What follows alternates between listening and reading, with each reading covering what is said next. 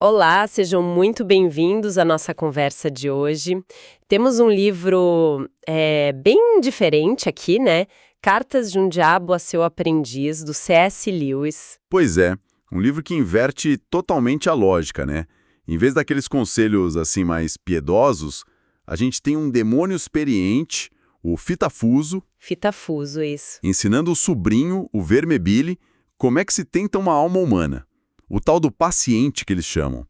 É tipo um manualzinho de sabotagem espiritual, sabe? Visto pelo avesso. E o C.S. Lewis, que muita gente conhece mais por Nárnia, né? Ele tem uma história de vida que talvez ajude a entender essa visão. Ele foi ateu um tempo, Ah, sim. antes de se converter. Então ele conhecia bem os dois lados, da fé e da dúvida. E é curioso que ele dedica o livro pro Tolkien e logo na abertura cita Lutero, Thomas More, falando que rir do diabo é um jeito de enfraquecer ele. Exato. E no prefácio, o Lewis já dá, um aviso importante. Ele fala de dois erros. Ou a pessoa não acredita de jeito nenhum que demônios existem, Uhum. ou então fica com aquele fascínio meio doentio, sabe? E o principal, lembrar sempre que o diabo é, por natureza, um mentiroso. Então, nem tudo o que o Fitafuso escreve ali é a verdade, nem mesmo pro lado deles, entende? É mais uma ferramenta literária para mostrar nossas fraquezas. Entendi. Então, o nosso papo aqui é tentar desvendar essas táticas que o Lewis imaginou, não para ficar fascinada com o mal, claro, mas para sacar as reflexões sobre nós mesmos, né? Sobre aquelas tentações bem sutis que a gente nem nota às vezes. Vamos nessa análise invertida? Com certeza. E olha, a primeira carta já dá o tom. O Fitafuso fala para o Vermebile não usar argumento lógico contra o paciente. Parece estranho, né? Muito? A gente pensa logo num debate interno, certo versus errado, mas ele diz para evitar. Por quê? Qual a lógica infernal disso? Então, a lógica é que a razão, essa busca pela verdade mesmo, é o campo do inimigo, de Deus. O Fitafuso meio que percebe que o pessoal hoje em dia, segundo ele, né, não liga tanto se algo é verdadeiro ou falso. Ah, Preferem rótulos, tipo, isso é ultrapassado, isso é moderno, é prático, não é relevante. O jargão, a moda do momento, essas são as armas. tá, entendi. É mais para fazer o materialismo parecer descolado, científico, mesmo que a pessoa não entenda nada de ciência, é isso? Vender a sensação de estar atualizado em vez de convencer com argumento. Exatamente. E junto com isso, manter a pessoa focada no fluxo das sensações do momento. O barulho da rua, a forma que está chegando, a notícia do jornal, a tal da vida real, que ele fala com ironia. Sim. Ele até conta um caso de um ateu que estava quase se convertendo lendo lá no Museu Britânico, mas aí o diabinho só sugeriu, opa, hora do almoço. Pronto. O cara viu um ônibus passar e pensou, essas ideias de livro não são tão reais quanto esse ônibus aqui. É a tática do barulho, né? Manter a mente cheia de coisa pequena para não ter espaço pro transcendente, evitar ciência a fundo, que pode gerar pergunta difícil, e focar em papo raso de economia, sociologia, só para dar uma verniz que sabe das coisas. A meta é a confusão, não a clareza. Pois é. E essa coisa de focar no real superficial continua, de um jeito bem curioso, quando o paciente se converte. Aí o Fitafuso vê uma brecha, justamente na igreja que o cara começa a ir. Não a ideia de igreja com I maiúsculo, mas o lugar mesmo. Talvez meio feinho, com gente normal, que canta fora do tom ou usa uma bota barulhenta. Aquela que não bate com o sonho. Essa mesma. O Fitafuso manda o Vermebile explorar a decepção do paciente quando ele dá de cara com a comunidade real, imperfeita. O Luz compara isso com gostar da Odisseia e depois ter que aprender grego antigo de verdade. Ah, sim, a gramática, o esforço. Exato. A passagem do sonho para a realidade do trabalho. E como é que essa decepção vira uma arma? Usando as falhas dos outros como desculpa. Isso. Usar o vizinho que fala demais, o jeito que o outro se veste, até um pecado real de alguém, tipo avareza, para fazer parecer que a religião inteira é falsa ou hipócrita. O truque é fazer o paciente esquecer de olhar para si mesmo, né? Claro, ele não para pensar, peraí, se eu, cheio de defeito, tô aqui tentando, porque o defeito dele prova que a fé dele não vale nada. É um ponto cego muito conveniente. E isso tem a ver com outra coisa que o Lewis fala depois. Aquela ideia de consumismo religioso. Ficar pulando de igreja. Totalmente. Na carta 16, o Fitafuso adora essa ideia. Fazer o paciente ficar caçando a igreja que combina com ele, que tem a música que ele gosta, o pessoal que ele acha legal. Aí ele deixa de ser alguém que quer aprender e se adaptar à fé. E vira um crítico, um degustador de igreja. Isso infla o ego e quebra aquele senso de pertencer a uma comunidade real, com seus altos e baixos. Essas táticas de distorcer as coisas valem também para os relacionamentos próximos e até para a oração, né? Como ele sugere para minar a relação do paciente com a mãe, por exemplo. Na carta 3, é bem sutil. É fazer o paciente ficar tão focado na própria espiritualidade, analisando os defeitos da mãe, que ele esquece do básico, sabe? O carinho, a atenção no dia a dia. As orações pela mãe viram um jeito de apontar os pecados dela, do jeito que ele vê, claro, em vez de pedir ajuda para as coisas reais dela, tipo, sei lá, o reumatismo. Ele acaba rezando por uma caricatura que ele mesmo criou. E o Lewis descreve como explorar as pequenas chatices do dia a dia, né? O tom de voz, a cara que a pessoa faz. Fazer o paciente achar que é tudo de propósito para irritar. E criar aquele padrão duplo. Exato. Ele julga a mãe pela intenção que ele imagina, mas exige que os outros o julguem só pelo que ele disse literalmente, sem maldade nenhuma. Nossa, é a receita para o ranço eterno. Pois é. E na oração pessoal, a estratégia é parecida. Primeiro, se der, impedir totalmente. Se não der, desviar o foco. Em vez de buscar a Deus, fazer o paciente se concentrar nos próprios sentimentos. Tentar fabricar um sentimento de fé, em vez de pedir ajuda para ter fé. Ou então, fazer ele rezar para a imagem mental que ele tem de Deus, que é sempre limitada, né? Impedir o contato real com a presença. E tem aquela armadilha da abnegação no namoro, que o Lewis chama de conflito generoso, na carta 26. Como é isso? É uma inversão danada. No começo do namoro, tem aquele encanto todo, né? Sacrifício parece fácil. Aí o Fitafuso sugere confundir esse encanto com caridade de verdade. Incentiva o casal a criar um monte de regrinhas de quem abre mão, quem cede mais, tudo baseado naquele sentimento inicial. Só que o encanto passa, né? Se a caridade real não cresceu ali, aquelas regras viram motivo de briga. Cada um se sente um mártir incompreendido contando quem se sacrificou mais. Que coisa sutil e perigosa. Isso me lembra a tal lei da ondulação que o Lewis traz nas cartas 8 e 9. Parece chave para entender essas flutuações da vida espiritual. É fundamental, sim. O Fitafuso explica que, como o ser humano é essa mistura de espírito e animal, a vida dele não é uma linha reta. Tem altos e baixos, picos de entusiasmo e vales de secura. Essa é a lei da ondulação. E como o céu e o inferno usam essas ondas de jeitos diferentes? Fitafuso admite, meio a contragosto, que Deus usa mais os períodos de baixa, os momentos mais áridos. É ali que ele tirou apoio sensível, sabe? Aquelas emoções gostosas da fé, para a pessoa ter que se firmar só na vontade, na decisão de acreditar mesmo sem sentir. É aí que a fé pode criar raiz de verdade, sem depender do humor do dia. Mas imagino que os demônios não fiquem quietos nesses vales. Qual a estratégia deles ali? Claro que não. Os vales são um momento perfeito para tentações mais diretas, principalmente as sensuais. A resistência está baixa, a pessoa está buscando algum consolo, alguma fuga da apatia. Fitafuso fala que o objetivo é criar uma ânsia cada vez maior por um prazer cada vez menor. Um ciclo vicioso mesmo. E além da tentação direta, tem a manipulação do que a pessoa pensa sobre estar nessa fase ruim. Com certeza.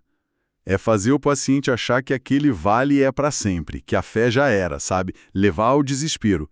Ou o contrário, convencer a pessoa a aceitar a mediocridade, se acomodar no nível baixo, disfarçando isso de maturidade, de moderação em tudo. Ou simplesmente dizer que toda a experiência religiosa anterior foi só uma fase, coisa de adolescente. Falando em influências de fora, a carta 10 fala da entrada do paciente num grupo de amigos ricos, meio céticos, intelectualmente superficiais. Como o Fitafuso usa isso? Isso é um prato cheio para a vaidade. A vaidade social, de fazer parte de um grupo chique, e a vaidade intelectual, de parecer que entende as críticas deles à religião. O fitafuso incentiva o paciente a adiar o momento de perceber que a fé e as ideias do grupo não batem. O ideal para eles é que ele viva duas vidas separadas. Ou melhor ainda para o inferno, que ele comece a sentir um prazer esquisito nessa ambiguidade, se achando mais complexo e superior tanto aos amigos quanto aos cristãos simplórios. É o perigo desse achar muito complexo. E o contrário também existe, né? O orgulho que pode surgir dentro de um grupo cristão, mesmo um grupo bom, como na Carta 24. Sim, o orgulho espiritual sutil.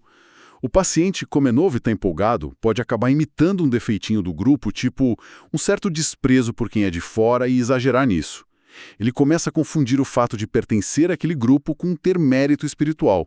O orgulho não vem de ser cristão, mas de ser desse grupo aqui, sabe? Olhando os outros de cima. Essas análises do fitafuso sobre o que nos move são muito, muito afiadas. Ele também fala de prazer, dor, até do riso. O que ele diz sobre o riso na Carta 11? Ele faz tipo uma classificação infernal do riso. A alegria, que vem lá do céu, não serve para nada para eles. A diversão, tipo jogar bola, brincar, geralmente é inofensiva, pode até criar amizade.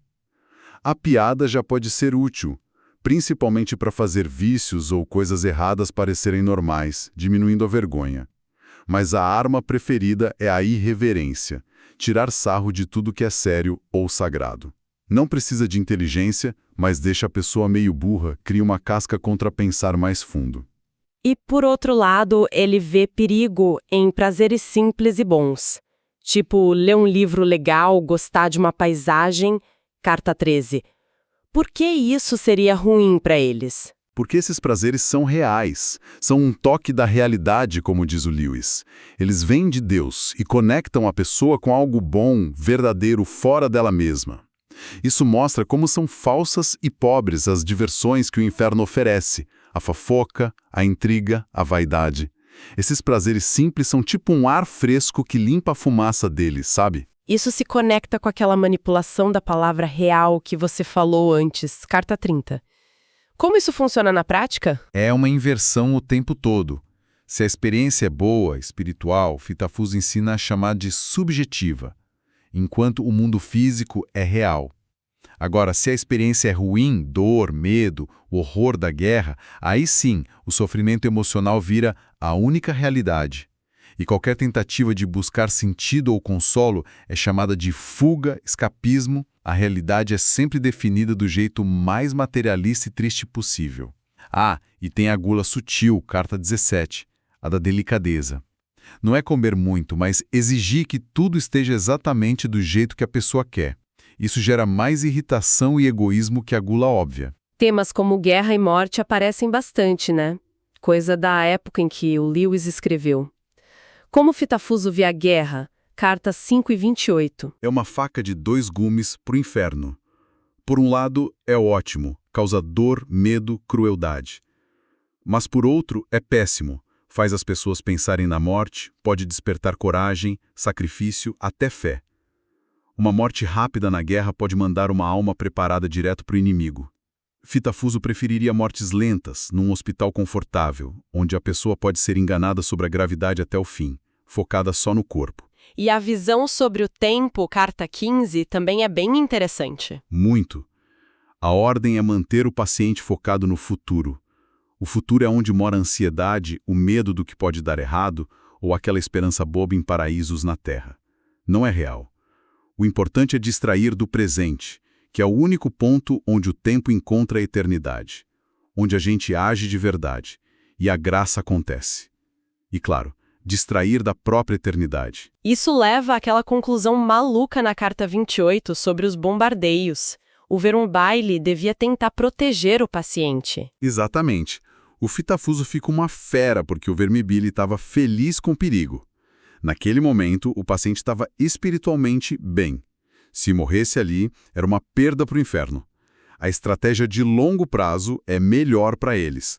Uma vida longa, com altos e baixos, principalmente aquela rotina que desgasta da meia-idade, seja com dinheiro ou com dificuldade, é o tempo, a rotina, o apego devagarinho ao mundo que cria o materialismo de verdade. E claro, Lewis não ia deixar de fora sexo e casamento, cartas 18, 19 e 20. Qual a distorção que Fita Fuso propõe aí? O inferno adora empurrar a ideia de que estar apaixonado, aquele sentimento forte do começo, é a única base para o casamento. E pior, que esse sentimento tinha que durar para sempre, igualzinho. Quando a paixão diminui, o que é normal, o casamento é visto como um fracasso, um erro. Isso é uma paródia da ideia de Deus de união, uma só carne, que se baseia na vontade, no compromisso, não só na emoção que vai e vem. Fita Fuso até diferencia tipos de desejo de Vênus. Sim, ele fala de uma Vênus mais terrena, que pode ser integrada no casamento, levar ao respeito, carinho, fidelidade. Mas ele prefere a Vênus infernal, que é mais possessiva, busca a emoção do proibido, trata o outro como objeto ou ídolo e nunca está satisfeita. Essa é ótima para casos fora do casamento, mas Fita Fuso também vê como usá-la para empurrar as pessoas para casamentos baseados só nessa paixão torta, garantindo infelicidade depois. Pra gente ir fechando, tem aquele texto extra. Fita Fuso propõe um brinde, que dá uma visão mais geral da estratégia. O que ele conta ali? Nesse discurso, num banquete lá no inferno, o Fita Fuso meio que reclama da qualidade das almas que eles têm pego ultimamente. Ele chama de lixo, almas mornas, sem grandes paixões nem para o bem nem para o mal. Mas, ao mesmo tempo, ele comemora isso como um sucesso. Um sucesso? Como assim? Porque essa produção em massa, de gente morna, atrapalha o plano de Deus de criar santos, heróis da fé.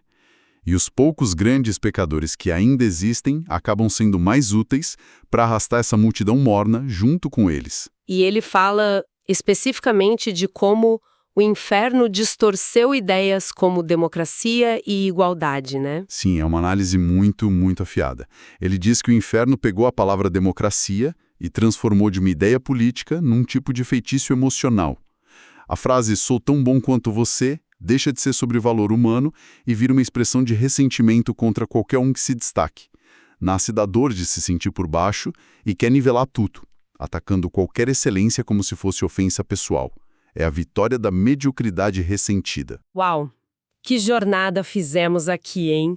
Explorando essas táticas diabólicas imaginadas pelo C.S. Lewis. Desde as distrações mais bobas, o mau uso da linguagem, até fuçar nas nossas inseguranças, nos relacionamentos, nas fases de desânimo e essa perversão de ideias boas. Fica muito claro que, para Lewis, a batalha espiritual importante não acontece em grandes eventos, mas no dia a dia. Nas pequenas escolhas, nas desculpas que a gente dá para si mesmo, em como a gente lida com o tédio, a raiva, a vaidade, a decepção.